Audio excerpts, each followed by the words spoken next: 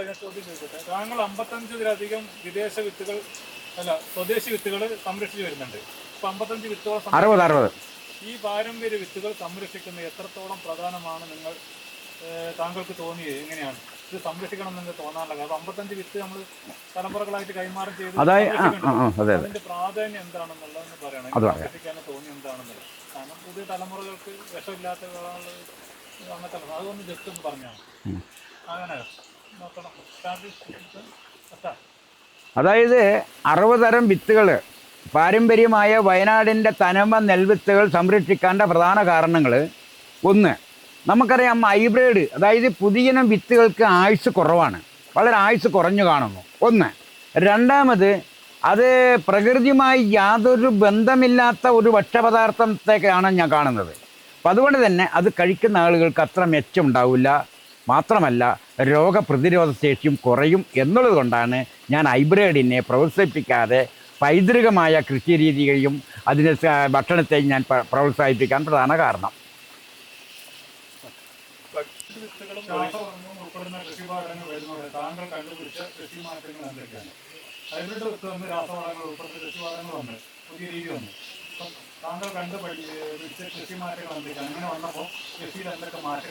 അതായത്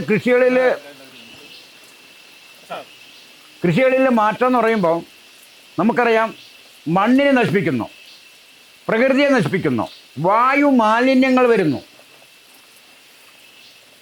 അതായത് മണ്ണിനെ നശിപ്പിക്കുന്നു, വെള്ളം നശിപ്പിക്കുന്നു, വായു നശിക്കുന്നു. ഒപ്പം തന്നെ മനുഷ്യൻ്റെ ആരോഗ്യത്തെ വളരെയേറെ ബാധിക്കുന്നുണ്ട് ഇത്തരം കൃഷി സമ്പ്രദായങ്ങൾ. അതുകൊണ്ട് തന്നെയാണ് ഞാൻ രാസവളങ്ങളും കീടനാശിനികളും ഉപയോഗിച്ചിട്ടുള്ള ഹൈബ്രിഡ് കൃഷി പ്രധാനമായും അത് ഉപേക്ഷിക്കാനും പഴയ കൃഷിയിലേക്ക് തിരിയാനുള്ള പ്രധാന കാരണം ഇതാണ്. നമുക്ക് അത് പ്രകൃതിക്കും മനുഷ്യനും ദോഷമുള്ളത് കൊണ്ടാണ് ഞാൻ അതിലേക്ക് മാറാനുള്ള പ്രധാന കാരണം.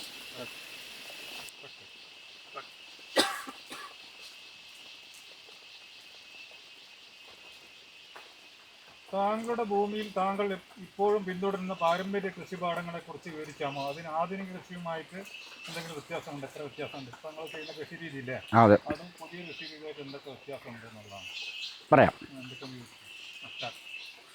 അതായത് പുതിയ കൃഷിരീതിയും പഴയ കൃഷിരീതിയും രണ്ടായിട്ട് കാണണം എന്നാണ് എൻ്റെ അഭിപ്രായം. കാരണം അത് നമുക്കൊരു അന്വേഷണം കൂടി അക്കൂട്ടത്തിൽ നടത്തണം, ഒരു റിസർച്ച് നടത്തണം എന്നും കൂടി എനിക്കൊരു അഭിപ്രായമുണ്ട്. കാരണം ഹൈബ്രിഡ് നെൽവിത്തുകൾ കൃഷി ചെയ്ത് അത് കഴിക്കുന്ന ആളുടെ ആരോഗ്യസ്ഥിതിയും പഴയ പരമ്പരാഗതമായി പ്രകൃതിദത്തമായ ഭക്ഷണയും വിത്തും അത് കൃഷി ചെയ്ത് കഴിക്കുന്ന ആളുടെ ആരോഗ്യസ്ഥിതിയും രണ്ടായി പരീക്ഷണം നടത്തി ഏതാണ് ഗുണമെന്ന് പരിശോധിക്കേണ്ടത് ആവശ്യമാണ് എന്ന് എനിക്ക് തോന്നുന്നു. അതുകൊണ്ട് തന്നെ ഞാൻ അതിലേക്ക് നമ്മുടെ ഇന്ത്യ ഗവൺമെൻറ് ശ്രദ്ധ ക്ഷണിക്കുന്നു.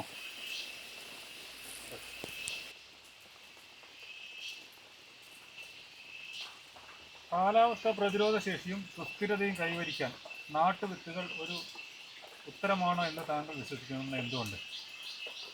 മനസ്സിലായി നിങ്ങൾക്ക്? നാട്ടുവിത്തുകളെ നമ്മളിപ്പോൾ ഏറ്റു വച്ചിരിക്കുന്ന വിത്തുകളില്ലേ, അത് കാലാവസ്ഥ പ്രതിരോധ ശേഷിയും സുസ്ഥിരതയും കേടൊന്നും വരാണ്ട് നമുക്ക് നിൽക്കുക മറ്റേ ഹൈബ്രിഡുമായിട്ട് കമ്പയർ ചെയ്യുമ്പോൾ ഇതിൻ്റെ മെച്ചം എന്താണെന്നുള്ളതാണ്. അതായത് മെച്ചം ഞാൻ ഒരേ മെച്ചമേ ഞാൻ കാണുന്നുള്ളൂ. ഓക്കെ, ഒരേ മെച്ചമേ കാണുന്നുള്ളൂ. കാരണം നമുക്ക് വേണ്ടത് ഭക്ഷ്യസുരക്ഷയാണ്, ആരോഗ്യമുള്ള ഭക്ഷണമാണ്, ആരോഗ്യമുള്ള ഒരു മണ്ണാണ്, ആരോഗ്യമുള്ള ഒരു അന്തരീക്ഷമാണ്. അന്തരീക്ഷം ഒരിക്കലും മലിനമാകാൻ പാടില്ല, വായു മലിനം പാടില്ല, ഭൂമി മലിനമാകാൻ പാടില്ല, നമ്മൾ കുടിക്കുന്ന വെള്ളം ശുദ്ധജലം ഒരിക്കലത് മലിനമാകാൻ പാടില്ല.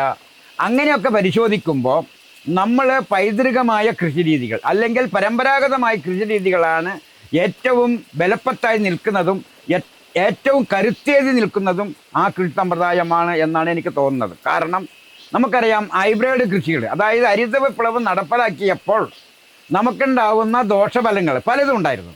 അതായത് കൃഷിഭൂമികൾ, മണ്ണ് മലിനമാകുന്നു, വായു മലിനമാകുന്നു, മനുഷ്യൻ്റെ ആരോഗ്യസ്ഥിതി വളരെ മോശമാണ്. നമ്മൾ കഴിക്കുന്ന ഭക്ഷണം കഴിക്കുമ്പോൾ നമ്മൾ ആരോഗ്യം നഷ്ടപ്പെട്ടുകൊണ്ടിരിക്കുന്നു. അതുകൊണ്ട് തന്നെ പലതരം രോഗങ്ങൾ വരാൻ പോകുന്നു. ഇപ്പോൾ ഉദാഹരണത്തിന് ഇന്നലെ ഞാനൊരു പത്രത്തിലൊരു വാർത്ത കണ്ടു. മഹാരാഷ്ട്രയിൽ പഞ്ചസാര നിരോധിക്കാൻ വേണ്ടി അവർ അതിന് പരിപാടി ആലോചിക്കുന്നുണ്ട്. കുട്ടികൾക്ക് പഞ്ചസാര കഴിക്കുന്നത് പരമാവധി അവരുടെ അവലോകനം കൊടുക്കണം, അവരെ അതിനെപ്പറ്റി ബോധവൽക്കരണം നടത്തണം എന്ന് മഹാരാഷ്ട്ര ഗവൺമെൻറ് വിദ്യാഭ്യാസ വകുപ്പിന് ഒരു നിർദ്ദേശം കൊടുത്തിട്ടുണ്ട്. അപ്പോൾ നിങ്ങൾ ആലോചിച്ച് നോക്കൂ, ഇതൊക്കെ നമുക്ക് ഇന്നത്തെ ഈ ഭക്ഷണ രീതി കൊണ്ടുണ്ടാകുന്ന ഒട്ടനവധി രോഗങ്ങൾ കൊച്ചുകുട്ടികൾക്ക് അടക്കമുണ്ടാവുന്നില്ലേ? അപ്പോൾ അത് നമ്മൾ പരിശോധിക്കേണ്ട കടമ നമുക്കാണല്ലോ. കുട്ടികൾ ഇത് അറിയുന്നില്ലല്ലോ. അപ്പം മുതിർന്ന ആളുകളായി നമ്മളാണല്ലോ നമ്മുടെ കൊച്ചുകുട്ടികളെയും നമ്മുടെ രാജ്യത്തെയും നമ്മുടെ രാഷ്ട്രത്തെയും ഏത് നിലയ്ക്ക് നയിക്കണം എന്ന് നാം ആണല്ലോ ചിന്തിക്കേണ്ടത്.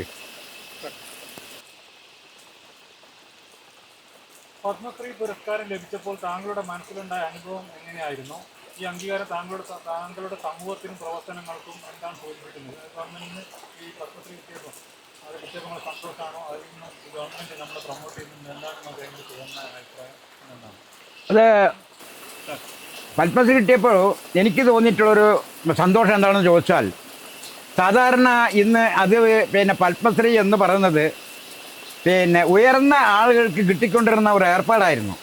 അത് ഇന്ന് ഒരു ജനകീയമായി മാറ്റി എന്നാണ് നമ്മുടെ ഇന്നത്തെ ഗവൺമെൻറ്, അതായത് പറയാതിരിക്കാൻ പറ്റില്ല, മോദി സർക്കാർ ജനകീയമാക്കിയിരിക്കുന്നു. അതായത് ഏതെല്ലാം തലങ്ങളിൽ വ്യത്യസ്തമായ ജോലികളും പ്രവൃത്തികളും ചെയ്യുന്ന ആളുകൾക്ക് എത്ര പാവപ്പെട്ടവനും പത്മശ്രീ കൊടുക്കണം എന്ന് കേന്ദ്ര ഗവൺമെൻറ് ആ തീരുമാനം വളരെ സ്വാഗതാർഹമാണെന്ന് മാത്രമല്ല, ഇനിയും ഇത്തരം എന്നെ പോലുള്ള ആളുകൾക്ക് ലോകത്തെ ജനങ്ങൾ അറിയാൻ വേണ്ടി പത്മശ്രീയും പത്മവിഭൂഷണും പത്മവിഭൂഷണം ഒക്കെ കൊടുക്കുമ്പോൾ തീർച്ചയായും അത് കൃഷിയെയും രാജ്യത്തെയും പാവങ്ങൾ അടക്കം ഉന്നമനത്തിലേക്ക് എത്തുകയും അതിലേക്ക് ആളുകൾ ആകർഷിക്കാൻ കഴിയുമെന്നാണ് എനിക്ക് എൻ്റെ അനുഭവത്തിൽ നിന്ന് വന്നിട്ടുള്ളത്. അതുകൊണ്ട് തന്നെ പത്മശ്രീ പരമാവധി ഇത്തരം ആളുകൾക്ക് കൊടുക്കണം എന്ന് തന്നെയാണ് എനിക്ക് നിങ്ങളോട് അഭ്യർത്ഥിക്കാനുള്ളത്. പുതിയ തലമുറയിലെ യുവാക്കൾ താങ്കളുടെ പ്രവർത്തനങ്ങളിൽ താല്പര്യം കാണിക്കുന്നുണ്ടോ? ഭാവിയിലെ കർഷകർക്ക് താങ്കളുടെ സന്ദേശം എന്താണ്? അതായത് അത് നല്ലൊരു ചോദ്യമാണ്. ഞാനത് പറയാറുണ്ട്. കാരണം 60-70 വയസ്സ് പ്രായമുള്ള ആളുകൾക്ക് ശേഷം നമ്മുടെ കൃഷിപാടം നിൽക്കാൻ പോവുകയാണ്. അത് ഇവിടെ മാത്രമല്ല, കേരളത്തിലല്ല, വയനാട്ടിലല്ല, ഇന്ത്യ മുഴുവനും നിൽക്കും എന്നാണ് എൻ്റെ അഭിപ്രായം. കാരണം ഇനി യുവതലമുറകൾ ഇനി കൃഷിയിലേക്ക് വരാൻ ബുദ്ധിമുട്ടുണ്ടാവും എന്ന് തന്നെയാണ് തോന്നുന്നത്. കാരണം ഒരു അച്ഛനും അമ്മയ്ക്കും 1-2 കുട്ടികളെ അവർക്ക് ഉണ്ടാവുന്നുള്ളൂ. അവർ ഈ കൃഷിപാടത്ത് വരാൻ ബുദ്ധിമുട്ടുണ്ടാക്കും. അതുകൊണ്ട് തന്നെ അവർ വിദേശത്തും സ്വദേശത്തുമായി ജോലി തേടി പോകുന്നു. അപ്പോൾ അതുകൊണ്ട് തന്നെ കൃഷിപാടം നിൽക്കും, നമ്മുടെ ഭക്ഷ്യധാന്യങ്ങൾക്ക് ദൗർബല്യം ഉണ്ടാവും എന്നുള്ളത് കൊണ്ട് എൻ്റെ അഭിപ്രായത്തിൽ കേരള ഗവൺമെൻറ്, സ്റ്റേറ്റ് ഗവൺമെൻറ്റും കേന്ദ്ര ഗവൺമെൻറ്റും ഇനി വരുന്ന കർഷകർക്ക്, ഭക്ഷ്യധാന്യം കൃഷി ചെയ്യുന്ന കർഷകർക്ക് ഒരു ശമ്പളമായി കൊടുത്തുകൂടെ എന്നൊരു അഭിപ്രായം എനിക്കുണ്ട്. അങ്ങനെ കൊടുക്കുകയാണെങ്കിൽ ഭാവി തലമുറ ഒരു പരിധി വരെ കൃഷിയിലേക്ക് വരാൻ സാധ്യതയുണ്ടാവും എന്ന് വേണമെങ്കിൽ നമുക്കൊരു പരീക്ഷണം നടത്താം എന്നാണ് എനിക്ക് തോന്നുന്നത്.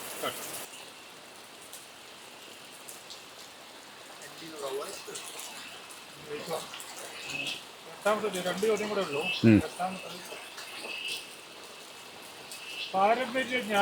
പാരമ്പര്യമായിട്ട് നമ്മൾ അറിവുണ്ടല്ലോ, നിലനിർത്താൻ ശ്രമിക്കുന്ന കർഷകർക്ക് ഇന്ന് നേരിടുന്ന പ്രധാന വെല്ലുവിളി എന്തൊക്കെയാണ്? അതായത് പാരമ്പര്യമായി നടക്കുന്ന കർഷകർക്ക് മാത്രമല്ല, പാരമ്പര്യവും അല്ലാതെയുള്ള കർഷകർക്ക് നടക്കുന്ന വെല്ലുവിളികൾ. നമുക്കിന്ന് തൊഴിലാളികൾ കിട്ടാനില്ല.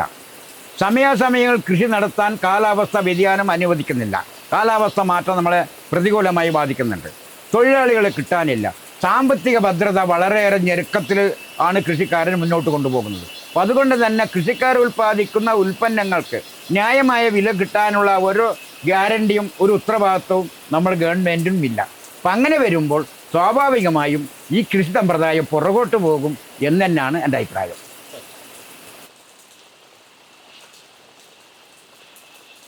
താങ്കളുടെ വയലിൽ ഒരു ജീവിക്കുന്ന ജീൻ ബാങ്ക് എന്ന് കണക്കാക്കപ്പെടുന്നു. ഓരോ നാട്ടുവിത്തിൻ്റെയും വിവരം താങ്കൾ എങ്ങനെ രേഖപ്പെടുത്തുന്നു, സംരക്ഷിക്കുന്നു, മക്കൾക്ക് കൈമാറുന്നു? അപ്പോൾ നമ്മളൊരു തലമുറകളിലേക്ക് കൈമാറിക്കൊണ്ടിരിക്കുന്നതാണെന്നാണ് അത് വിഷയം. അത് എങ്ങനെ നിങ്ങളത് വിത്തിൻ്റെ വിവരങ്ങൾ എങ്ങനെയാണ് ശേഖരിച്ച് വെക്കുന്നത്? അടുത്ത തലമുറയ്ക്ക് മക്കൾക്ക് വേണ്ടിയിട്ട് എങ്ങനെയാണ് കൈമാറുന്നതെന്നല്ല. അതായത് ഞാൻ ഓരോ വിത്തുകളും 1-2 സെൻറ്റിലാണ് ഈ വിത്തുകൾ കൃഷി ചെയ്യുന്നത്. അത് ഞാൻ നേരത്തെ പറഞ്ഞ പോലെ 200 ദിവസമുള്ളതും മൂപ്പുള്ളതും 150, 120, 90 ദിവസം മൂപ്പുള്ളതൊക്കെ ഓരോ വിത്തുകൾ 1 സെൻറ്റ് 2 സെൻറ്റിൽ കൃഷി ചെയ്ത് അതിന് സമയാസമയങ്ങളിൽ ആ വിത്തെടുത്ത് കുഴിച്ചെടുത്ത് വെയിലും മഴയും മഞ്ഞൊക്കെ കൊണ്ട് ഉണക്കി സൂക്ഷിച്ച് വെക്കുകയാണ്. അത് ഓരോ കർഷകർക്കും ഞാൻ 1/2 കിലോ 1 കിലോ വെച്ച് കൊടുക്കുകയാണ്. ആ വിത്തുകൾ കൊടുക്കുമ്പോൾ പൈസയ്ക്കല്ല, കൈമാറ്റമാണ്. അദ്ദേഹത്തിന് 1 കിലോ വിത്ത് 1/2 കിലോ വിത്ത് കൊടുത്താൽ അവർ കൃഷി ചെയ്ത് എൻ്റെ വിത്ത് തിരിച്ചുകൊണ്ട് തരിക എന്നാണ്. അല്ലാണ്ട് വിത്ത് വിൽക്കാനുള്ളതല്ല, വിത്ത് കൈമാറാനുള്ളതാണ്. അപ്പം അതുകൊണ്ട് തന്നെ ഞാൻ അങ്ങനെ വിൽക്കാനില്ല. മാത്രമല്ല, ഞാൻ ഭാവി തലമുറയ്ക്ക് ഇത്തരം നാട്ടറിവുകൾ, കാട്ടറിവുകൾ, ഇങ്ങനെ ഒരുപാട് അറിവുകളുണ്ട്. ആ അറിവുകൾ മുഴുവൻ നമുക്ക് വിദ്യാഭ്യാസത്തിലൂടെ കിട്ടില്ല.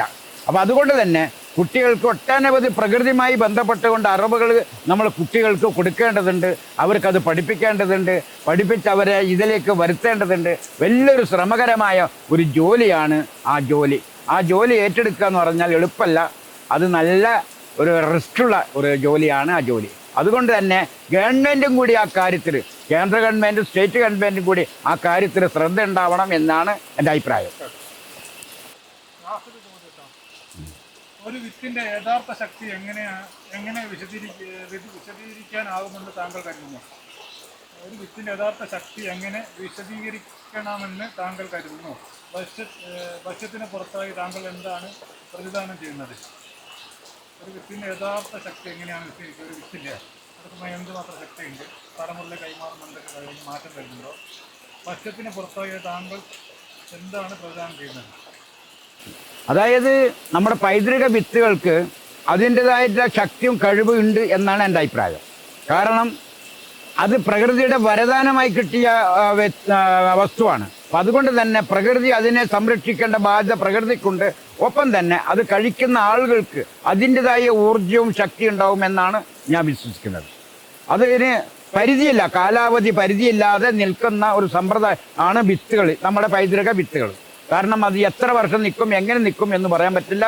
മാത്രമല്ല, എങ്ങനെയാണോ നമ്മുടെ പരിചരണം, അതിനനുസരിച്ചായിരിക്കും ആ വിത്തിൻ്റെ ശക്തി വളരുക, അത് കഴിക്കുന്ന ആളുടെ ആരോഗ്യം വളരുക എന്ന് ഞാൻ മനസ്സിലാക്കുന്നതും പരീക്ഷണത്തിലും എനിക്കതാണ് വന്നിട്ടുള്ളത്. അതിന് നമ്മൾ എങ്ങനെ പരിപാലനം നടത്തുന്നോ, എങ്ങനെ സ്നേഹിക്കുന്നുവോ അതിനനുസരിച്ച് അതിൻ്റെ ശക്തിയും ബലവും ഉണ്ടാവുമെന്നാണ് ഞാൻ വിശ്വസിക്കുന്നത്.